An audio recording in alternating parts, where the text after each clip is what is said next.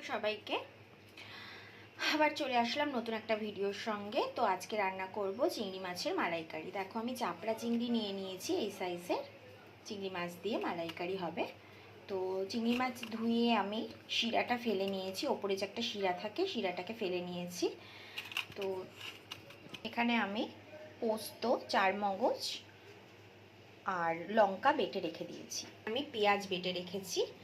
আর চিংড়ি মাছের মালাইকারিতে যে মেন ইনগ্রিডিয়েন্টস যেটা লাগে সেটা হলো নারকেল কোড়ানো। আমি এটা ফ্রোজেন নারকেল কোড়ানো কিনে নিয়ে এসেছিলাম। তো আমি সেটা থেকে একটু দুধ বের করে নেব।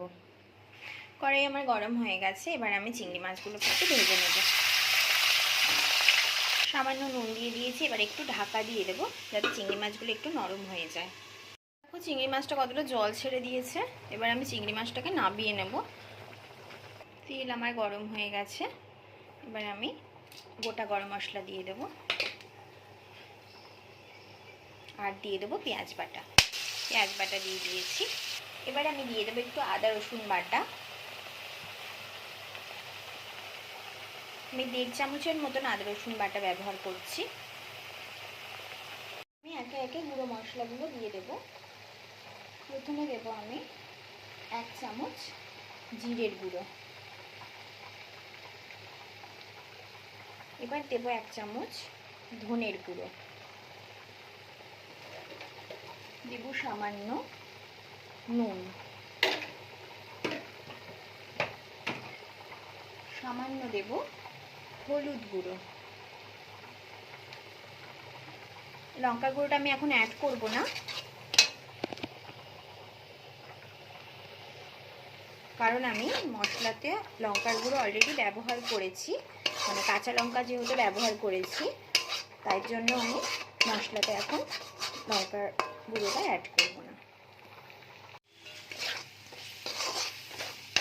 মশলাটা ভালো করে কষানো হয়ে গেছে, আর একটু কষিয়ে নেব।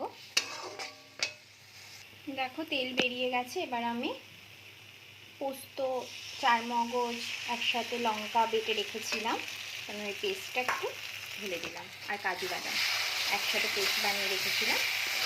এটাকে ভালো করে একটু নাড়াচাড়া করে নেব, ভালো করে কষিয়ে নেব। যতক্ষণ তেল বেরোচ্ছে না ততক্ষণ কষাতে হবে। দেখো আমার একটু একটু তেল বেরিয়ে এসছে, এবার আমি এর মধ্যে অ্যাড করে দেব নারকেলের যে দুধটা রেখেছিলাম সেই দুধটা। ভালো করে মিশিয়ে নেব। আমি এর মধ্যে কোনো জল অ্যাড করব না, ভালো করে মেশানো হয়ে গেছে।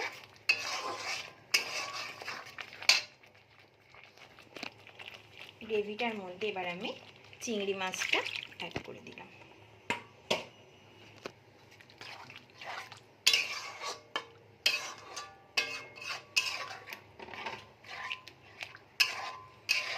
আমি ভালো করে এবার একটু রান্না হতে দেব, তারপরে আমি নাবিয়ে নেব।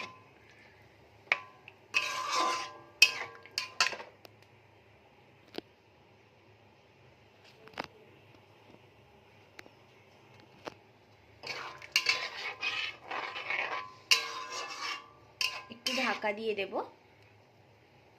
নাবানোর আগে আমি ঘি আর গরম মশলা দিয়ে নাবিয়ে নেব। একটু ঢাকা দিয়ে রাখি। দেখো আমার একটু নুন আর একটু ঝালটা কম হয়েছিল, তার জন্য আমি নুন একটুখানি আর একটু লঙ্কার গুঁড়ো দিয়ে দিয়েছি, আর সঙ্গে আমি ঘি আর গরম মশলাটা একেবারেই অ্যাড করে দিয়েছিলাম এর মধ্যে। এবার আমি এর মধ্যে ঢাকা দিয়ে আমি এটাকে ভালো করে একটু রান্না হতে দেব, তারপরে আমি নামিয়ে নেব। ঢাকা দিয়ে দিলাম, গ্যাসটা সিম করে দিয়েছি। দেখো এরকম এসেছে। আমি গ্যাসের ফ্লেমটা এবার অফ করে দিচ্ছি। আমি বাটিতে ঢেলে নিয়েছি। তো এই হলো আজকে আমাদের চিংড়ি মাছের মালাইকারি। দেখো কতটা তেল বেরিয়েছে। তো যদি তোমাদের ভিডিওটা ভালো লেগে থাকে please like, comment, share and subscribe করতে ভুলো না। আবার নতুন ভিডিওর সঙ্গে তোমাদের সাথে দেখা হবে। ততক্ষণের জন্য টাটা।